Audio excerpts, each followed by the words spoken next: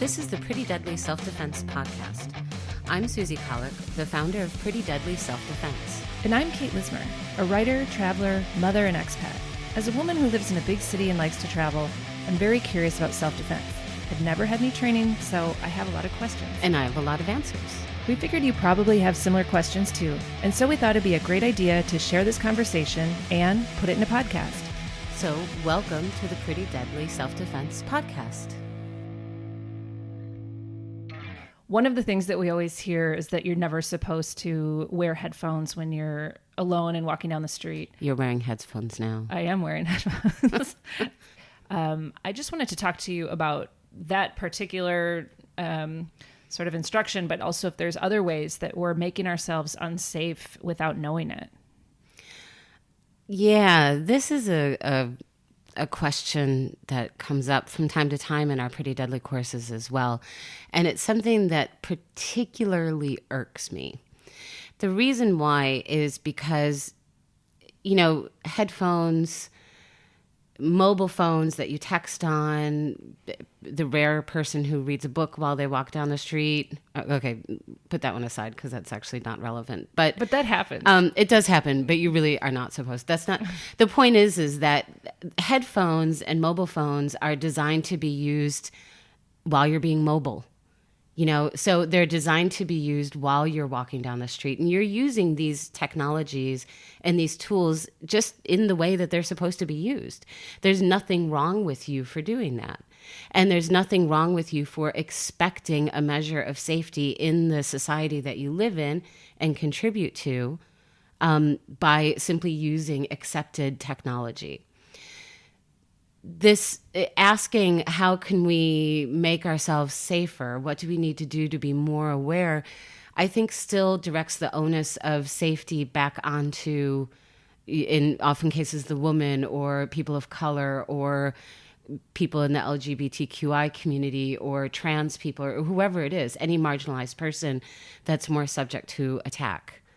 So it's not your job to stop people from attacking you. That's not your job. Right. Your job is to keep yourself safe, absolutely, and your job is to defend yourself and your family if you have a family as well. But it's not your job to actually stop people from doing stuff that they're going to do anyway because we don't yet live in Minority Report. So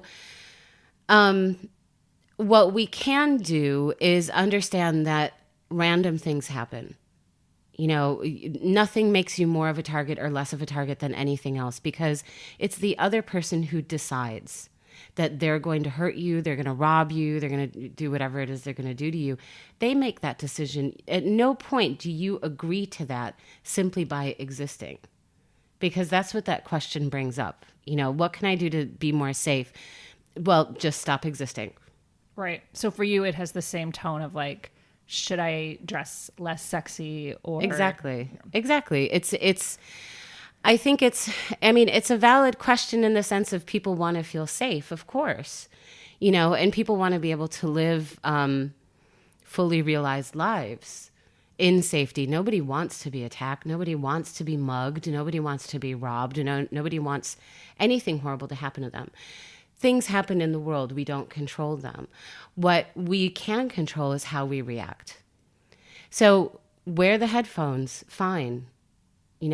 Obviously don't wear the headphones walking into a former, battleground filled with buried landmines might not be a great idea. I don't know why headphones would prevent you from getting blown up. But nonetheless, we don't want to do stupid things. We all know, especially as women, don't walk down a dark, empty street at night. That there's been enough information to let us know that this is not the safest place for us to be. Some people still have to walk down that street. Sometimes that's the only way to get home. So what's happening in our bodies? What can we rely on in ourselves? How can we trust that we will react in a way that's protective and defensive? It may not be perfect. You still might get hurt. But as long as you try to protect yourself, and again, as I said in an earlier episode, self-defense doesn't always look like it does in the movies. So if you freeze or if you start laughing or if you turn around and yell at somebody, that's also self-defense. And those things are perfectly valid. You do nothing wrong by existing, nothing. And by using the things that are provided for all of us in the wealthier parts of the world as everyday technology. Mm-hmm. And I think it's, I know you want to say something, but it creates an impossible situation, which is an aspect of patriarchy and an aspect of gaslighting that drives me particularly crazy. Simply because, it's impossible. Here, buy these headphones, buy this cell phone, use it, but don't use it. Or use it, you have to use it differently than men do. That's what I was going to say, is that it's not an instruction that men necessarily hear or are expected to subscribe to. Exactly. So it's we pay the same amount of money, and in some cases more, for certain like lady products.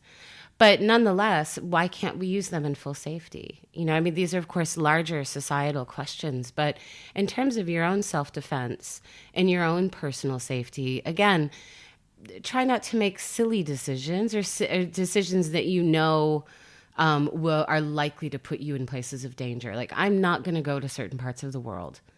I'm not equipped to handle certain situations. I'm not a soldier. I don't know how I would behave on a battlefield. Probably whatever I did, it wouldn't be for very long, right? I don't know how to do that. I'm not equipped. So I won't go there if I don't have to. But so we don't want to walk down the dark street if we don't have to. But if we have to, because sometimes we have to, we want to know how we can rely on ourselves, that we're not going to let ourselves down. And that's really what self-defense is. I hear exactly what you're saying, but I think my brain is still kind of like, you still want tips. Well, but yeah, or isn't it still like, and I'm thinking, because my street is dark at night, and there's a lot of like nooks and crannies where someone could hide out. And I actually refuse to stop listening to my headphones because it's something I like to do and I don't want to give it up. So, but there's this always, this voice in my head that's like, oh, you're, creating an unsafe situation for yourself.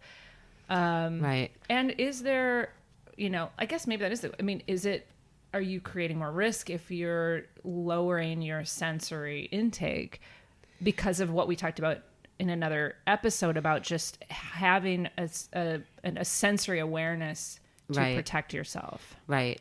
If you're wearing headphones, if you're staring at your cell phone while you're walking down the street, if you're reading a book while you're walking down the street, kudos to you.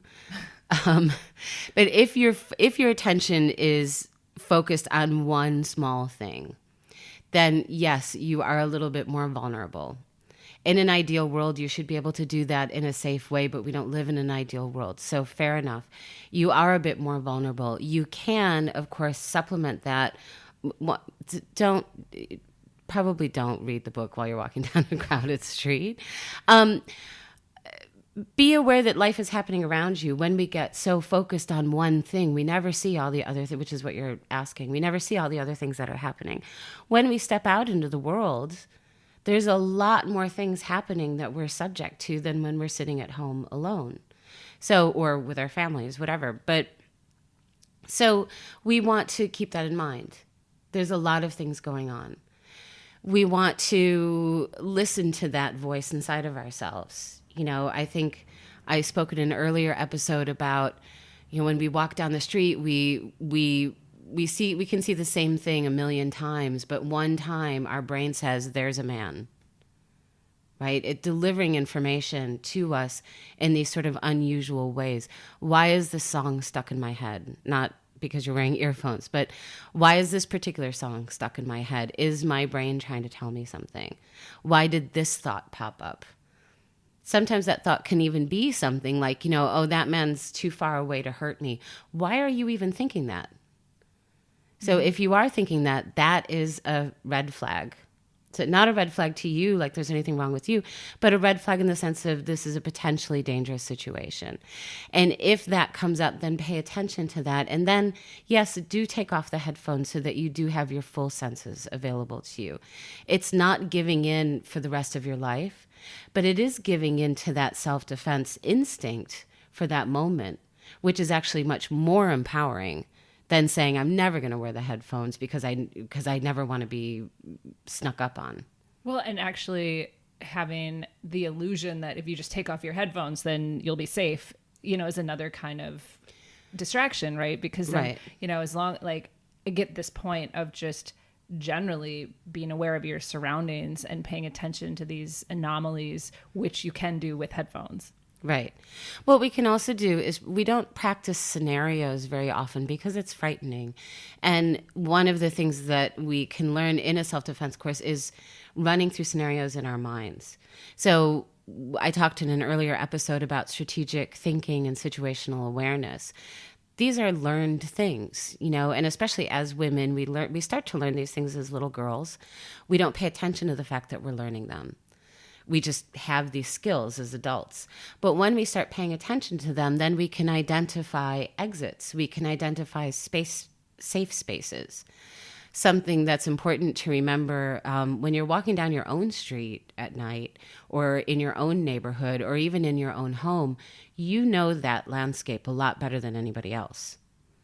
And when we're really frightened, of course, it's hard to remember, where's the door, where's the window, where's everything? But you do know it. You have an advantage over the person that is threatening you or attacking you or chasing you.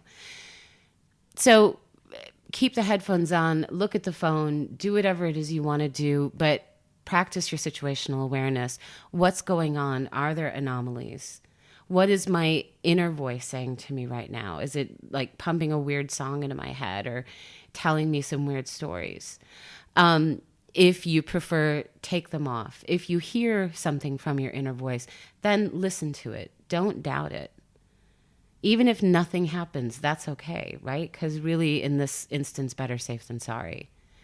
And what we can do as well is understand, what would I do? What would picture it? Go through it. Just like athletes do this all the time. And we do this in martial arts, is we run through our kata, or an athlete might run through their routine or a race or whatever it is they're going to do, a game, in their minds. It's a way of practicing. And we can do that too with self-defense. That's another way to actually train our bodies without actually being physical about it. Right. That makes a lot of sense. Okay, thank you. You're welcome. Pretty Deadly Self-Defense is a self-defense program created by a 20-year martial arts veteran and violent crime survivor, Susie Kahlich, based in Berlin, Germany. You can learn more about Susie and the Pretty Deadly Self-Defense program at prettydeadlyselfdefense.com.